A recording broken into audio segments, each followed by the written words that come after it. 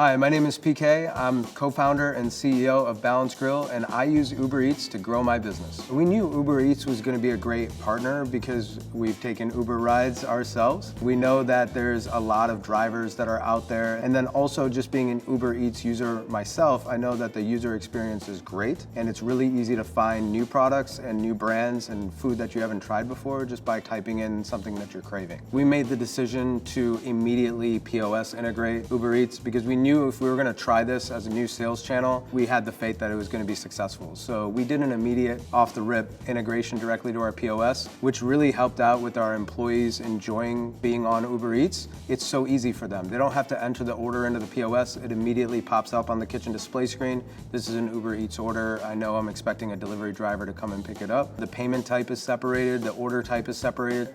It's a done deal.